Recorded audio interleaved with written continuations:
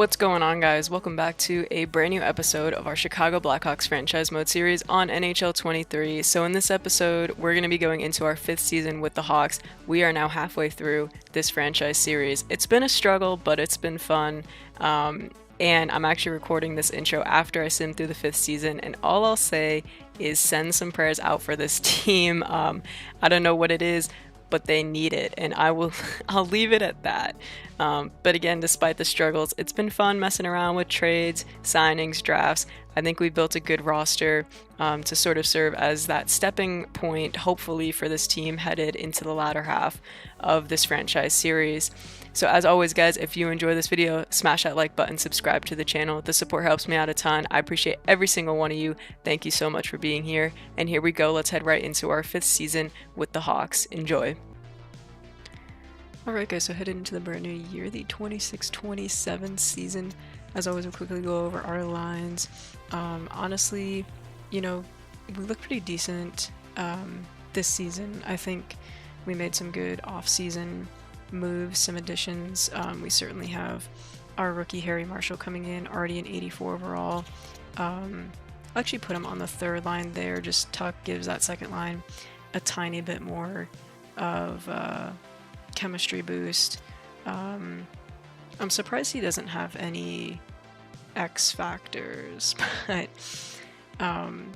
it is what it is. But this is what our forwards are looking like, +3 chemistry on the top line, so they should be doing pretty well. But we have some pretty good forward depth this year, and same thing for the defense. I actually don't know why Chikrin doesn't have any more I actually think it's because of the update, the most recent update to the game. So I'm actually going to go back and add his X factors, because there's no reason, like, he's an elite defenseman, he should have X factors. But overall, our defensive lines look pretty solid there. Just go over our first lines on the power plays and whatnot. So power play 1 gets a +2, power play 2 is an even, 4-man power play is an even as well. Penalty kill 1 gets a +5. They're doing very well. 3-man PK gets a +3, and then in net we'll have Skinner and Vamelka, both 83, so they should be doing pretty decently. And we'll just sort of monitor how each of them does. So again, I'm looking forward to the season. I think we have a much better team than last year, and hopefully the playing styles and everything sets into the new coach that we have. We just want to have a better year. We want to have like a winning record headed into our 5th season with the Hawks. So we have to see some improvement here. So we'll go out as always, sim to the new year, January 1st 2027, and see how we're doing then. Alright guys, so at the new year, January 1st, 2027, we have a record of 16, 16, and 5. So literally 500 record. Honestly, I'm going to take that as a win. Just, you guys know how the last couple seasons have gone for us by the time that we get to the new year. So I'm pretty happy with how this team is playing. As you can see there, Villeneuve, 33 points in 37 games. So our top rookie playing very well. Currently sitting at 4th in the Central Division. Last 10 there, 3, 4, and 3. So we're definitely struggling with consistency. We never went on a long losing streak, and vice versa, never went on any kind of win streak that was considerable, but doing much better than we have been by the halfway point over the last couple seasons. So this is a big improvement for this team. It looks like the guys are picking it up. I like how we're playing there. So 37 points. So currently right in that wild card spot there. And pretty average as far as the rest of the league goes. So headed out into the trade deadline. I'm not sure what we want to do. We'll just sort of see how this team plays headed into March and see what we want to do by the trade deadline. Alright guys, so here at the trade deadline, we have a record of 26, 28, and 8, so dropping back down to a losing record. Not the greatest, but again, still making big strides from the last couple seasons, which is good to see. 60 points. honestly, like, we're not entirely out of the playoff race, like 6 points back from a wild card spot. You know, if we could find some kind of consistency in this last stretch of the season, making the playoffs isn't entirely out of the question for our group, but honestly, I'm not sure that it'll happen. I think, you know, we sort of struggled. We're just struggling with that consistency still. Villeneuve still playing very well for us, though, 54 points in 62 games. I actually always forget to check on our AHL team. They're actually doing quite well, 35, 14, and 5. So there they are, first in their division. So AHL team's doing very well. NHL team, not the best, but again, big strides from the last couple seasons that we've had. So that's really what we want to see. Rebuilding a team isn't that easy, and I feel like the Blackhawks were particularly challenging, but I think we've made some good strides. So headed into the trade deadline here, not sure what I want to do. Maybe we trade Seth Jones. You know, I don't want to just yet, but his contract has just gotten so expensive. So, you know, we'll just have to see what we want to do with him. You know, if we're gonna move anyone, it's probably gonna be Jones. So let's head into the trade deadline and see what we want to do. Alright guys, so here I'm going to try and make a blockbuster trade with the Detroit. I decided that I am going to try and trade Seth Jones, mostly because look at his contract, how it's appreciated. $14.5 million for the next 4 years. Like, are you kidding me? Also added a fourth in the 2028 draft and a fourth in the 2029 draft in exchange for Edvinsson and Atkinson. Atkinson is literally just there for the salary cap space. He only has 1 year, so he'll be a free agent. We literally just need him to fill that cap space, and he's honestly pretty decent. He's 85 overall at 37. I don't know how, but you know, we'll take it. In exchange for Simon Edvinsson here, young defenseman, 24 years old, 86 overall, two-way defender, just so good. 4 years left on a $5.3 million contract. That's very good. I have a feeling they might say no to this since neither of these guys are on the block, but they do like the fourth and they do like Seth Jones, so let's see what they say to this. I don't mind, you know, adding another draft pick, higher draft pick or something to say no, but let's try it out. And rejected. Okay, so they're saying the value isn't sufficient, so we'll have to sweeten the deal a little bit. I think they'll take it if we sweeten the deal, so let's see if we can make this happen. Alright guys, so rather than another fourth, I added a third and a fourth, both in next year's draft. They like all of these guys, let's see what they say. And still rejected. So they keep saying the value's too far off, even though those value bars down at the bottom there would beg to differ, but I feel like I'm probably going to have to add a player, maybe keep the third, and let's see what we can do. Okay, so I decided to add our third round pick this year, even though they don't want it. It literally says the value's on our side. Big package here, let's see what they say. And there we go. Okay, wow. So absolutely huge trade there for us. I really like that trade. Again, it feels so awkward trading Jones away because he's, you know, our thumbnail guy. Was the captain of the team, and it's, you know, it's just awkward. But it is what it is. That contract was just, you know, way too much, in my opinion, for us to be spending on him. So overall, I really like that trade. We get a fantastic young defenseman back who's on a really good contract. So in my opinion, we kind of won that trade. Alright, so the trade deadline is over. Just want to go over it real quick. You see right at the top there, Sean Dursey going to the New Jersey Devils. Husso there going to the Oilers in exchange for Hanifin. We did make a small trade with Colorado, just sending two, you know, unsigned, you know, drafted guys that weren't going to develop anyway. We got a third round this year and a sixth round next year, so, you know, nothing too big there. Fajimo going to the Rangers there. Kunin and Vesalainen going to Detroit. Uyghur there going to Montreal in exchange for a first. Pretty big trade there. There was our huge trade, sending Seth Jones to Detroit, exchange for Edvinsson and Atkinson.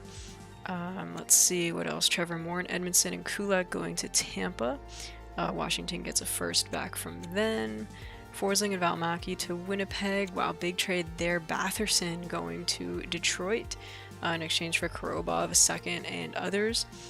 Pretty big trade there. Clefbaum to Columbus. Yanni Gourde to Boston. Ryan O'Reilly there. Another big trade going to the Montreal Canadiens. Let's see. Gabe Vilardi going to Dallas. Ty Smith to New York. And let's see. Jake DeBrusk going back to Boston. And Zach Hyman going to Calgary. So Beauvillier there going back to the Islanders. So pretty active trade deadline here. Honestly, I think we did end up making the biggest trade this season, although that Batherson trade was pretty huge too. But overall, I think we did make the biggest trade, sending Jones to Detroit. Overall, I think it's just I think we really won that trade. Just getting Edvinsson was so good. Alright guys, so to finish the regular season, we finished 31, 40, and 11, good for 73 points. Toward the bottom of the league, but not like bottom of the barrel. I honestly, I'm just so confused with this sim. You know, really hoping that like the whole deal with the coaching and simulation algorithm interacting with each other after a couple seasons starts working, because the coach that we have is good. We have good chemistry, like team chemistry. We have good staff chemistry. So there's like no reason that we should be doing this poorly still. Although again, pretty decent step forward from last season. So I do find the silver lining with that. Villeneuve also doing very well. 72 points in 82 games played. We'll just quickly look at the team here and see what was going on. So yeah, I mean, like, the fact that like Tuck was on our, going back and forth between second and third line, the fact that he was second in scoring is not that great. Spence here, honestly, 52 points, pretty respectable there. Jaeger, 42 points, respectable as well. He went up to the second line toward the end of the season. I want to take a look at our defensemen here. Chikrin there, 36 points. I mean, not great, but he was a +3, and he was playing up there on the first line with Carlson after we traded Jones. So, like, the fact that they weren't in the negatives tells me that they were putting in some good work. Korchinski there, -17. Our bottom pairing, honestly, like, pretty decent, -3 and -1, not terrible. So, overall, like, not awful. Our goalies even, like, it's weird because they were both over 900 on save percentage, but had over 3.0 goals against average. So,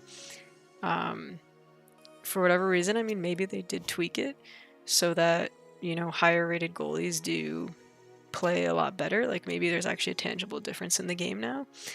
So maybe in the off season, we'll go out, sign a higher rated goalie or something like that, and see what happens. So, overall, like, just pretty interesting stuff. And actually, before I forget, let's look at just the entire league as far as points go. So, wow, Nylander, they're actually leading the league, 111 points. Never thought I would see that. Just a handful of players reaching 100+ points here. Zegras with 100 there. As for goals, Matthews there leading the way again with 60. Dude is just so crazy. Defenseman here, Hedman leading the way with 85 points and a +39. So he's probably going to win the Norris, although Makar there had a +50 and wasn't that far behind as far as points go. So it's a pretty, decent toss-up there. As for goalies here, Gibson, wow, 51 wins. That's insane. As for save percentage for starters, Vasilevsky and Gibson, though, they had the same, so actually the exact same stats as far as goals against and save percentage goes, but I think Gibson is probably going to win the Vezina for more wins. Wow, he played 73 games. What a tank. So those are the league stats there. And real quick, let's just see our AHL team. So they made the playoffs. They did very well. 46 wins, 21 losses, and 5 overtime losses. Savoie, they're leading the team, 59.72 games. That's actually pretty interesting. That sort of tells me that probably everyone on the team was contributing a decent amount, because that's not insane, but Yeah, you know, another like disappointing end to the season. Like we showed signs of life there in the first half and toward the trade deadline, and then for whatever reason we just absolutely tanked it. But you know, we'll sim out to the draft, sim through the playoffs, and just see how all that good stuff goes. Just to give you guys a look at the playoff picture, in the Eastern Conference we have Toronto, Florida, Montreal, Tampa, then the Blue Jackets, Devils, and then the Bruins and Rangers. In the Western Conference we have the Ducks and Sharks, Oilers, Kraken, Wild, Predators, and then the Avalanche and the Kings. And then real quick looking at the retired players here, some big names going off the board now: Backstrom, Pavelski, Bergeron, Kessel, Giroux, Wheeler, O'Reilly, Krejci, and Pacioretty, Zuccarello there as well. On the defensive side here, we got Brett Burns, Carlson retiring together, that's funny, Barry, Giordano, Krug, Goligoski, Spurgeon, Brody, and McDonough. As far as goalies go, we got Fleury and Quick, two absolute legends, absolutely phenomenal careers for them, and then also Varlamov, Elliott, Jones, Bernier, and Ranta, Grice, and Francois.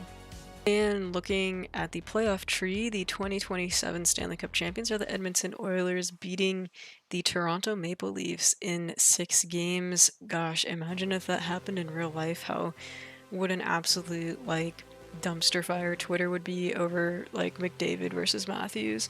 I'd honestly love to see it, but the one season that Toronto makes it all the way to the finals, they end up losing. So unfortunately for them, they still don't have a Stanley Cup in this franchise simulation, which is pretty sad. But yeah, pretty good playoff picture this season, and Edmonton taking this home the Stanley Cup this year. As far as the individual awards go, you got Nylander with the Art Ross, and the Hart. Hedman does get the Norris there, Marner with the Lady Byng, Dvorsky wins the Calder, Galvin there with Conn Smythe, he's got to be a rookie.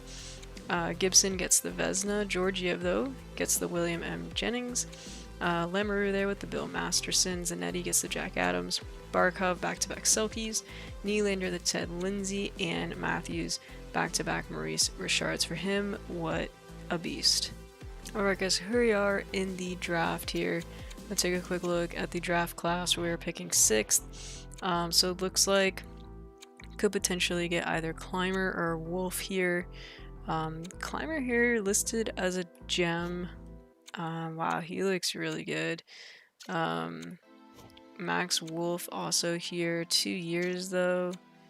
Not the best. There's also this Persaud guy, 3 years. Like just weird stuff. Not a great draft class. This guy Bordon though, could be pretty good. Maybe like a steal. Also this guy Valesi here looks interesting.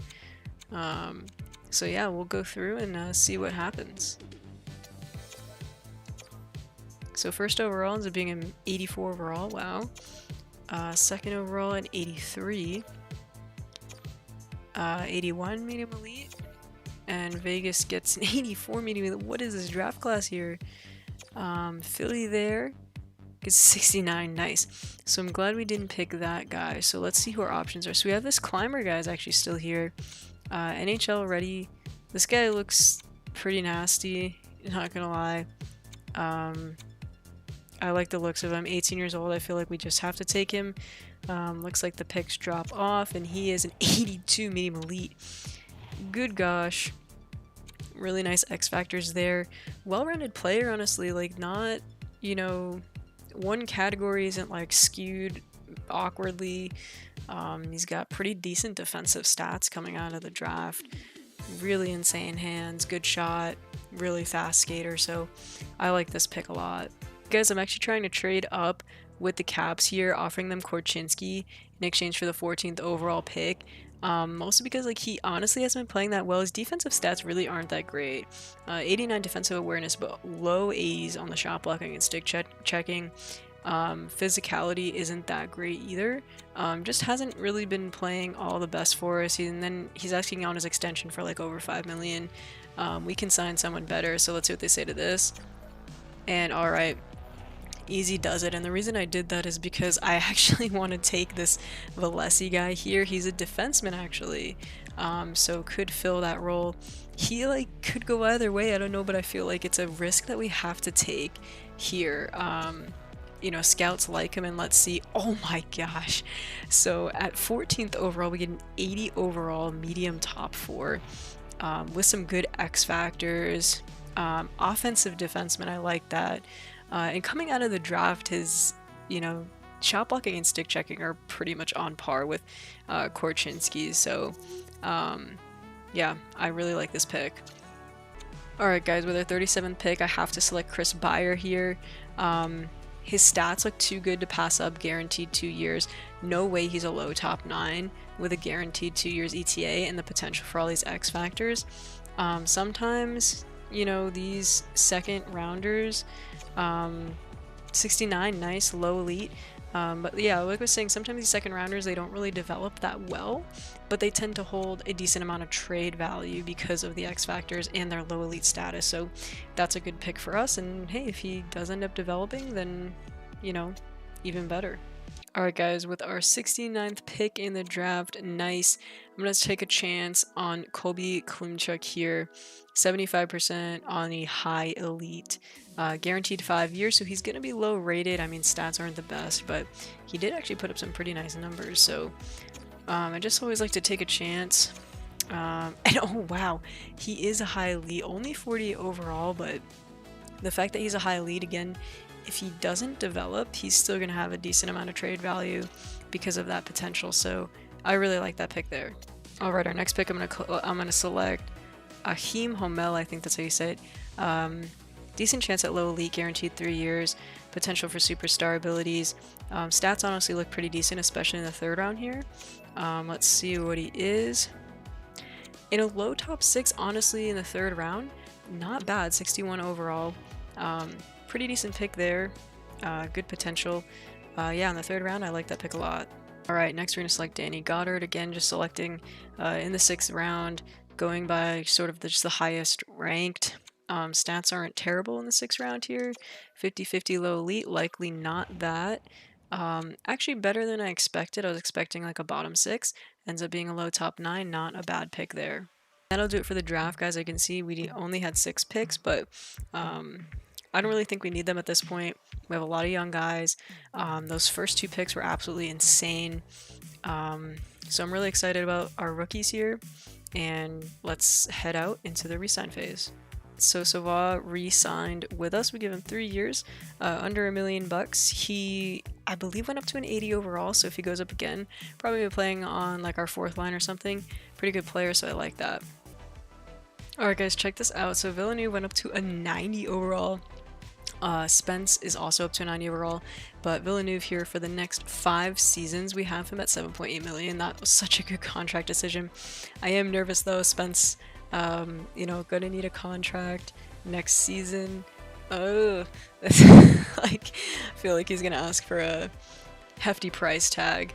Sharangovich here wants an extension. It's asking for 7.1 million. Really doesn't go down that much. Oh man, I just feel like we let him go. And take our chances in the free agency. Cause yeah, Kapanen doesn't want an extension. He's also 30 though. How much is he even asking for? Yeah, 4.2. We can definitely let him go. Feel like we could do better. So I have to decide on Sharangovich though. We have 29 million in cap space. We don't have a ton of signing to do. So, I mean, we could afford him. We're just gonna have to figure it out though. Alright guys, so I make a decision to release Sharangovich. Mostly because we have a lot of good forwards, and I feel like I do want to check out the free agent market. See if we can make a splash. I don't want to waste too much of our cap space. Obviously, you know, Spence is going to need a contract going into next season. We have Marshall signed, although I believe he has 2 years left. So, you know, Jaeger's going to need an extension. So, you know, we don't want to spend too much. But yeah, we just want to see what we can do. I also want to try signing a higher rated goalie. So maybe just sign a cheaper player to fill in for Sharangovich and then a higher rated goalie. So yeah, we're going to head into the free agency and see, sort of what we can make happen here. Alright guys, so I saw that Pierre-Luc Dubois is available here. He's got really good defensive stats, just a really solid all-around player. I'm gonna send him a 3-year offer at 4.5 million. I think that's fair. He would sort of fill in for where Sharangovich left, and we'll see what he says to this. Guys, something I also thought was interesting is that Stamkos is a free agent. I want to see if we can get him. Just feel like he would add a really good scoring touch and like a veteran presence to our team. Still an 86 overall, 37 years old. Gonna send him 2 years at 6.75. See what he says to this. Okay, so we just signed Josh McCurry to just a 1-year contract. 82 overall defenseman, asking for just over $1 million, super cheap. He'll fill in a roster spot nicely, probably on our bottom pairing. Alright guys, so Pierre-Luc Dubois accepted our offer. I really like that signing for us. I think he's going to add a lot to our team. And wow, so Stamkos signed with the Coyotes, so we didn't offer him the dollars we deserved, even though we were overpaying. Like, that's just so bizarre to me. I never understand that, but whatever. It was a good shot. Guys, I'm going to send an offer to Brendan Gallagher here. Just 1 year, 5.6 million, just exactly what he's asking. 85 overall. The reason I'm doing this is that he has, pretty high defensive stats. He could fit nicely into a 3rd or 4th line role for us, and I think that'll be worth it. Okay, so we went on and signed Allenfelt for a couple seasons. He's an 84 overall goalie, so just 1 higher overall. We traded Skinner away, kept Vejmelka. I do want to see if there's some kind of tangible difference as you go up in overall between goalies, so, nice little experiment for us too. He's also 26, so pretty good age there for him. We renewed Jaeger's contract. Only 3 years, so a little bit of a bridge deal, still be an RFA. At the end of it, he's only asking for like 2.5 million, so kind of a no-brainer there. Really cheap player, and he's up to like an 84 or 85, so pretty good renewal there. Alright, so Brendan Gallagher accepts our offer. Good signing there, easy signing for us for the 1 season. Alright guys, so to show you the lines that we have for next season, I genuinely will probably quit this game if this team is bad next season, because look at this lineup. There is no possible way that this team should be doing poorly, and I know even though the ice time allocation on our coach says roll 3 lines, that just means that the 3 lines, lines 1, 2, and 3 are going to get the most ice time, and the 4th line is going to go out there occasionally. I've kind of messed around with it. I've seen it. The 4th line still gets some ice time here and there, but the top 3 lines are going to get even more ice time, which I think it is better, because those are obviously where our absolute best players are. 1st line here is actually kind of disgusting. They're getting a +5. Tuck, Villeneuve, and Spence there. 2nd line off Hoglander, Dubois, and Marshall there. Slightly above 50-50 on the even correlation. 3rd line also really solid. We got Dylan Clymer, our 1st round pick, in the 27 draft here. He's going to be playing with Jaeger and Gallagher, so I think that's a really solid line. Honestly, probably a good shutdown line as well. You have 2 two-way forwards and a playmaker, so I like how that looks. And then the 4th line here, Gurianov, Reichel, and Suzuki, so pretty solid 4th line there, but lines 1 to 3 just look really good. Our defense actually looks really disgusting this season. We got Chychrun and Edvinsson on that top pairing, getting a +2. Our other draft pick this season, Valesi, we're going to have him playing on that 2nd pairing there, getting a +3 with Carlson. I did it for chemistry's sake, just because he's going to be playing an 83 with an 88, so I think that's kind of worth it. And then our bottom pairing here getting a +3, so it's essentially having 2 85 overall defensemen on your bottom pairing, which is pretty nasty. Going over our power plays real quick. Power play 1 gets a +5, and then power play 2 gets a -1, but not terrible, mostly because I wanted to get Valesi the ice time, quarterbacking that power play there. 4-man power play gets a +5, and 2nd line gets an even. As for penalty kills, 1st PK gets a +2, 2nd PK is even correlation, 3-man PK is a even correlation, and second one is a -3, which kind of sucks, but not much I could do there. As for goalies, should be interesting to see how this affects the team this season. Allen Felter went up from an 84 to an 85, so that was really awesome to see. Vejmelka is going to be backing him up, still an 83 overall, so a very solid backup in Vejmelka, honestly. I am curious to see if there is that tangible difference going from an 83 to an 85 overall goalie as your starter. Maybe they did make some kind of changes with the game in recent updates so that the goaltending overall is more effective. But yeah, I mean, our team looks pretty solid. And then real quick, I just want to go over our captains here. So now that we traded Seth Jones away, we made Alex Tuch a captain, which I felt was right by him, Chychrun, the assistant captain, and our rookie Villeneuve getting the other assistant captain. He's been, you know, pretty much our best player consistently for the last couple seasons, so I felt that was well deserved on his part. But yeah, that's gonna do it for this episode. You know, again, I just want to pull up the lines because they just look so good. Like, this team is good. Like, on paper, this team is good, and I will stand by that. Like, you know, there's just absolutely no way that this team should be doing poorly, not with that offense, not with an 85 overall goaltender in the net, certainly. And honestly, our defense is pretty stacked this year. Like, we have so, you know, just so much depth on the defensive side of things. And yeah, we're gonna hope for the best. And real quick, I actually did want to take a look at the contracts because I wanted to see if we could get Spence. He says he doesn't want an extension anymore. Did he go up? No, he actually came down. He was asking like 8 million. No, I think he said the same actually. So I guess we're gonna try. I don't know if the saying no, they don't want an extension now has any impact on what they say, but I guess we can send in an offer. Because we still have a lot of cap space, so I don't know, maybe let's do like 7.25, I guess. And honestly, we'll see what he says to that, because I'd really like to get him signed. And oh, bang, let's go, guys. So Spence accepted our contract offer. So yeah, I guess I had it backwards.